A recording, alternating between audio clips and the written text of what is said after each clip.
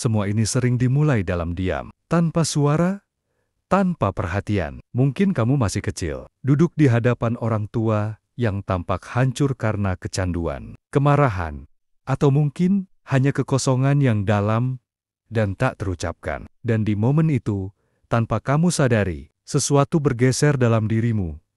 Kalau aku tidak mengendalikan semuanya, maka tidak ada yang akan mengendalikan. Begitulah caranya.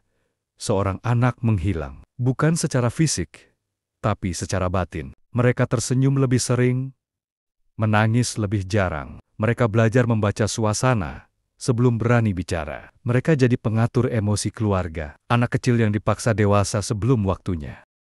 Dunia memujinya. Kamu hebat, kamu dewasa, kamu kuat. Tapi tak pernah ada yang bertanya, apa harga yang harus dibayar? Inilah duka yang tak terlihat dari anak-anak yang tumbuh terlalu cepat. Dan luka itu tidak hilang saat kamu menjadi dewasa. Luka itu ikut kemanapun kamu pergi. Dalam hubungan, pekerjaan, bahkan saat kamu menilai diri sendiri. Saat seorang anak harus menjadi pengasuh bagi orang tua, istilah psikologinya adalah parentifikasi. Anak yang seharusnya dilindungi, justru menjadi pelindung. Ini bukan sekadar tidak sehat ini, mengubah struktur otak, membentuk kewaspadaan yang berlebihan. Kamu jadi orang yang selalu siaga, selalu membaca bahaya, takut berbuat salah. Kamu belajar bahwa cinta adalah transaksi. Kamu memberi ketenangan, dan mungkin mereka akan memberimu rasa aman. Kamu menyembunyikan kebutuhanmu karena kamu diajarkan bahwa kebutuhanmu itu mengganggu. Lambat laun, kamu membentuk versi diri yang sempurna, baik, penurut, selalu siap menolong. Kamu jadi teman yang bisa diandalkan, tapi tak pernah meminta balik, dan kamu memainkan peran itu begitu baik, sampai kamu sendiri lupa bahwa itu hanya peran. Tapi jauh di dalam, ada bagian dirimu yang terus menangis dalam diam, bertanya, kenapa tak ada yang melindungiku? Seiring waktu, dampaknya makin kompleks. Kamu mungkin jadi orang yang sangat mandiri, tapi bukan karena kuat, karena kamu tak percaya siapapun bisa diandalkan. Kamu sulit menikmati kebahagiaan karena kamu tak merasa pantas. Kamu tak bisa diam, karena produktivitas jadi satu-satunya cara kamu merasa berharga. Dan yang paling menyedihkan, kamu bahkan tidak sadar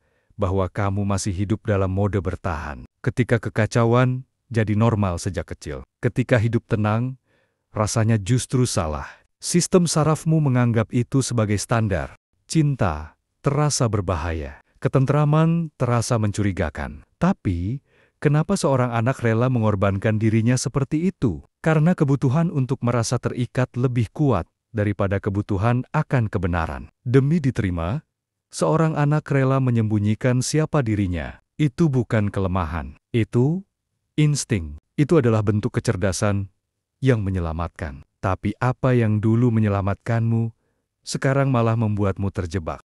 Banyak dari kita tumbuh menjadi orang dewasa yang berfungsi dengan baik di luar, tapi membawa anak kecil yang terluka di dalam diri.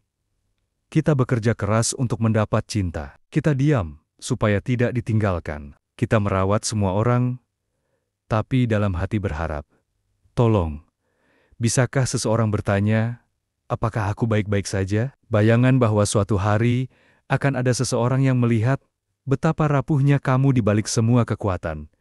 Bahwa akhirnya kamu bisa runtuh dan dipeluk. Itu bukan kebutuhan orang dewasa. Itu adalah jeritan anak kecil yang tidak pernah mendapat tempat untuk merasa aman. Langkah pertama untuk sembuh bukanlah memperbaiki, tapi menyaksikan. Mengakui apa yang sebenarnya terjadi. Karena selama kamu terus berkata, nggak seburuk itu, kamu sedang mengingkari pengalamanmu sendiri. Anak yang dulu kamu kubur dalam-dalam tumbuh menjadi orang dewasa yang sulit merasa aman. Sulit percaya pada kelembutan, sulit menerima bantuan. Kamu minta maaf saat menangis. Kamu tak nyaman menerima pujian. Kamu pikir lelah adalah tanda sukses. Itulah dampak dari masa kecil yang mengajarkanmu bahwa menjadi kuat lebih penting daripada menjadi jujur. Kalau dulu kamu belajar untuk menahan semua emosi dan kebutuhanmu, sekarang kamu mewarisi hidup yang penuh tekanan, seolah kamu selalu menunggu seseorang memberi izin untuk akhirnya runtuh. Tapi tidak ada yang akan datang menyelamatkan anak itu. Hanya kamu yang bisa melakukannya. Hanya kamu yang bisa berkata padanya, "Kamu nggak salah. Kamu cuma anak kecil. Sekarang, kamu boleh istirahat." Itulah awal dari proses penyembuhan. Bukan dengan berpura-pura kuat. Bukan dengan menambah luka, pakai afirmasi positif. Tapi dengan menatap bagian dirimu yang pernah ditinggalkan dan berkata, "Aku melihatmu sekarang. Aku mendengarmu. Dan aku nggak akan pergi." Proses ini tidak mudah. Kamu akan merasa marah, sedih, kehilangan. Tapi rasa duka itu bukan kelemahan. Itu adalah tanda bahwa kamu sedang pulih. Karena apa yang dulu membeku, kini mulai mencair. Pola bertahan hidup ini akan tetap muncul dalam hidup dewasa. Jadi penolong bagi semua orang, tapi tidak pernah benar-benar terlihat. Terlalu takut jadi beban, selalu sibuk mengurus, menjelaskan, membetulkan, sampai kamu lupa merasa. Sulit berkata tidak karena merasa bersalah.